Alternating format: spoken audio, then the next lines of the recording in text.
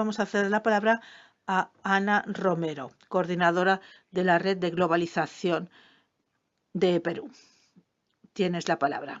Yo la verdad es que quisiera partir señalando que cuando hablamos del papel de la sociedad civil en las relaciones entre Unión Europea y América Latina, no solo hablamos de espacios formales de diálogo, sino también hablamos de las condiciones internas que permiten o impiden que esa participación sea real, sea eficaz.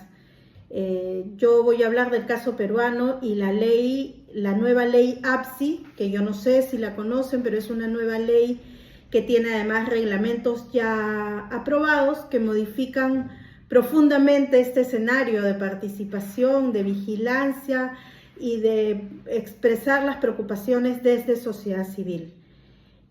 APSI es la Agencia Peruana de Cooperación Internacional, que es la encargada de regular, supervisar y coordinar la cooperación técnica internacional que ingresa y se ejecuta en nuestro país. Y esta ley implica un cambio total, un cambio estructural en el modelo de la cooperación internacional en el Perú, desplazándola a un enfoque más bien centrado en el control y la sanción antes que en la promoción del desarrollo, de una autonomía institucional y de la propia participación ciudadana, y es por eso que es de mucha preocupación ahora mismo para la sociedad civil peruana.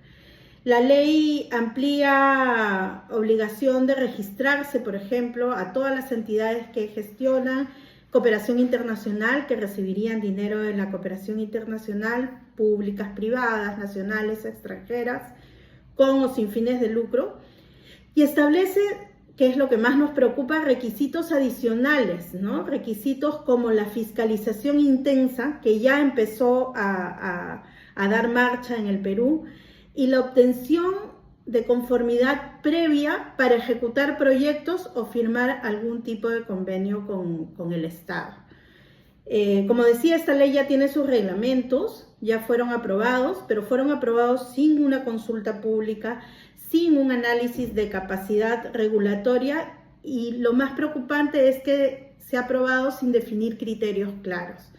Esto obviamente genera una inseguridad jurídica y además va a multiplicar la carga administrativa, pero sobre todo abre la puerta a decisiones discrecionales por parte de la administración pública.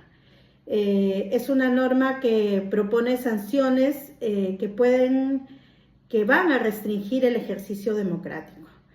El régimen, por ejemplo, sancionador que tiene esta norma tipifica infracciones muy graves sin definir claramente a qué se refieren. Por ejemplo, habla de uso indebido de fondos, pero no lo define qué es un uso indebido precisamente. Habla de actividades que podrían afectar el orden público, que serían sancionadas, pero tampoco lo define bien. Y una que también es altamente preocupante es acciones de cualquier naturaleza contra el Estado peruano, que es como un saco donde podría entrar lo que decidan en ese momento, porque no tienen definiciones precisas.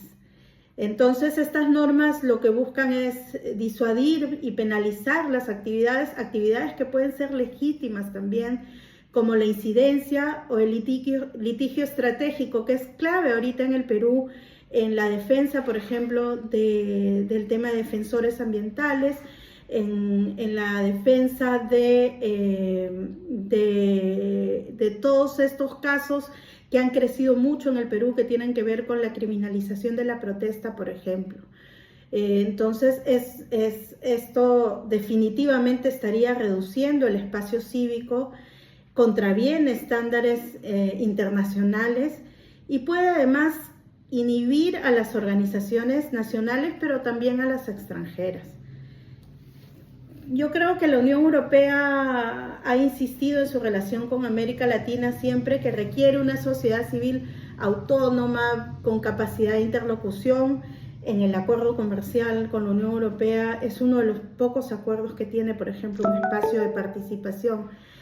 Sin embargo, esta nueva ley APSI afecta directamente esa posibilidad, ya que es fundamental hablar, sí, del acuerdo comercial, del título 9 y de las quejas, por ejemplo, que están en el marco de este acuerdo.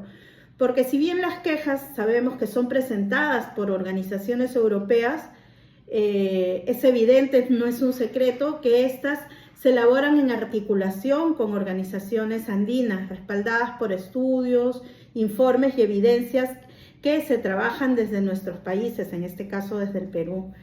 Esta es una colaboración birregional que siempre ha permitido que el mecanismo funcione y que los temas de derechos humanos, ambiente y derechos laborales se mantengan en la agenda. Con esta nueva ley APSI, por ejemplo, que incrementa los controles, que genera incertidumbre, como ya hemos comentado, y abre la posibilidad de sanciones contra el Estado, nos surge a nosotros una pregunta como miembros también del grupo consultivo: ¿cómo queda ahora nuestra capacidad de articularnos con organizaciones europeas para el seguimiento a la implementación del acuerdo?